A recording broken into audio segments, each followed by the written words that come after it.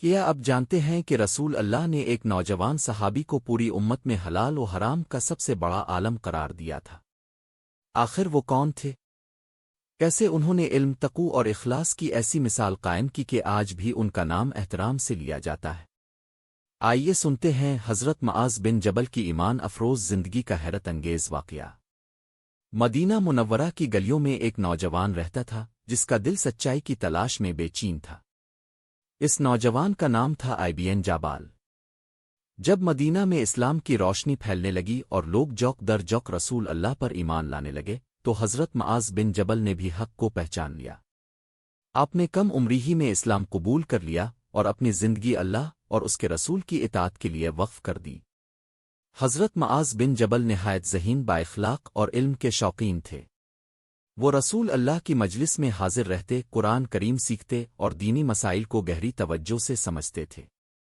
رسول اللہ نے آپ کی ذہانت اور علم سے محبت کو دیکھ کر فرمایا، میری امت میں حلال و حرام کا سب سے زیادہ علم معاذ بن جبل کو ہے۔ یہ ایک ایسا اعزاز تھا جو بہت کم صحابہ کرام کو نصیب ہوا۔ حضرت معاذ بن جبل نے اپنی جوانی علم دین کے حصول اور اسلام کی خدمت میں گزار دی۔ یہی نوجوان آگے چل کر امت مسلمہ کے عظیم عالم اور رسول اللہ کے محبوب صحابی بنے۔ کو رسول اللہ کے ہاں ایک بہت ہی خاص مقام حاصل تھا۔ آپ نہ صرف علم میں ممتاز تھے بلکہ عبادت، اخلاص اور اطاعت میں بھی بے مثال تھے۔ ایک دن رسول اللہ نے حضرت معاذ بن جبل کو اپنے قریب بلایا اور نہایت محبت سے فرمایا، اے معاذ، اللہ کی قسم میں تم سے محبت کرتا ہوں۔ یہ الفاظ سن کر حضرت معاذ بن جبل کی آنکھوں میں خوشی اور عاجزی بھر گئی۔ پھر رسول اللہ نے ان کا ہاتھ پکڑا اور ایک عظیم دعا سکھائی، اے معاذ، میں تمہیں نصیحت کرتا ہوں کہ ہر نماز کے بعد یہ دعا ضرور پڑھا کرو۔ اللّٰہ اعنن اویلز نورنوے اوے شاورنوے اوے حسن انبے عادت نوے۔ یہ دعا حضرت معاذ بن جبل کی زندگی کا حصہ بن گئی اور آپ ہمیشہ اس پر عمل کرتے رہے۔ یہ وہ لمحہ تھا جب ایک نوجوان صحابی کو نبی کریم کی خاص محبت بھی ملی اور ایک ایسی دعا بھی عطا ہوئی جو امت کے لیے قیمتی تحفہ بن گئی۔ بن جبل کی ذہانت، فہم اور علم دین میں گہری بصیرت کو رسول اللہ نے خصوصی طور پر سراہا۔ ایک موقع پر نبی کریم نے فرمایا، میری امت میں حلال و حرام کا سب سے زیادہ علم معاذ بن جبل کو ہے۔ یہ الفاظ حضرت معاذ بن جبل کے لیے بہت بڑا اعزاز تھے کیونکہ اس سے ان کی علمی حیثیت پوری امت کے سامنے واضح ہو گئی۔ حضرت معاذ بن جبل نہ صرف قرآن کریم کے ماہر تھے بلکہ احکام شریعت کو سمجھنے اور بیان کرنے میں بھی نمایاں تھے۔ صحابہ کرام بھی ان سے مسائل پوچھتے اور رہنمائی حاصل کرتے تھے۔ رسول اللہ نے ان کی صلاحیتوں کو دیکھتے ہوئے انہیں علم، تعلیم اور دعوت کے کاموں میں خاص طور پر تیار کیا۔ یہ وہ مقام تھا جہاں ایک نوجوان صحابی کو امت کا علمی رہنما قرار دیا جا رہا تھا۔ بن جبل کی زندگی کا ایک بہت اہم موڑ اس وقت آیا جب رسول اللہ نے انہیں یمن کی طرف معلم اور قاضی بنا کر بھیجنے کا فیصلہ فرمایا۔ روانگی سے پہلے رسول اللہ نے حضرت معاذ بن جبل سے ایک اہم سوال کیا، تم لوگوں کے فیصلے کس بنیاد پر کرو گے؟ حضرت معاذ بن جبل نے عرض کیا، اللہ کی کتاب کے مطابق فیصلہ کروں گا۔ رسول اللہ نے فرمایا، اگر اس میں نہ پاؤ تو؟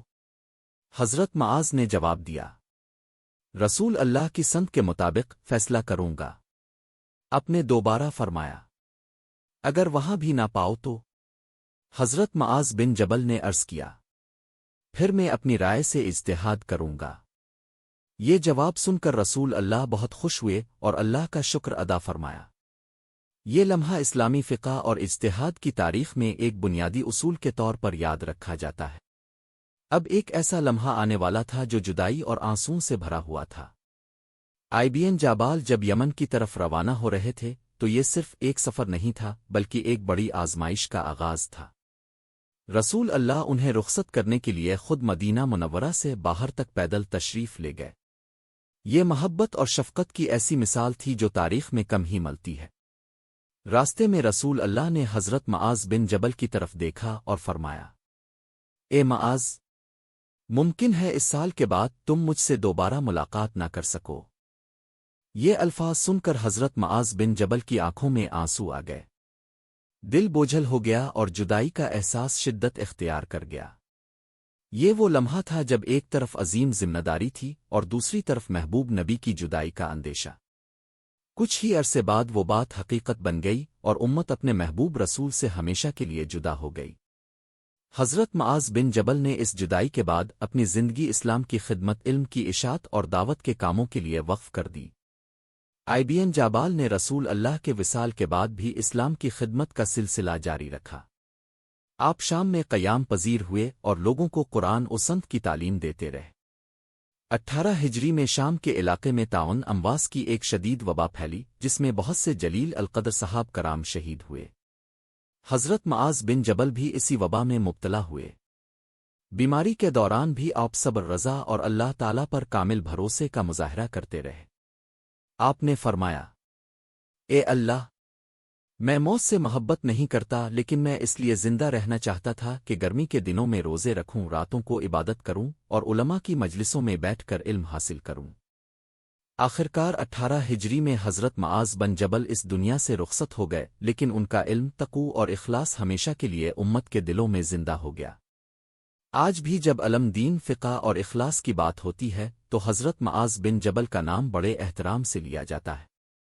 اے اللہ، ہمیں حضرت معاذ بن جبل کی طرح علم، دین حاصل کرنے، اس پر عمل کرنے اور اخلاص کے ساتھ تیری عبادت کرنے کی توفیق عطا فرما۔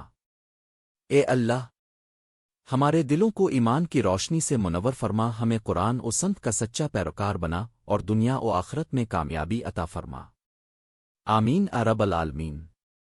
اگر آپ کو حضرت معاذ بن جبل کی یہ ایمان افروز داستان پسند آئی ہو تو ویڈیو کو لائک کریں، شیئر کریں اور ہمارے چینل ملتان اولیاء ملتان کو ضرور سبسکرائب کریں تاکہ صحاب کرام، اولیاء کرام اور اسلامی تاریخ کے مزید خوبصورت واقعات اب تک پہنچتے رہیں۔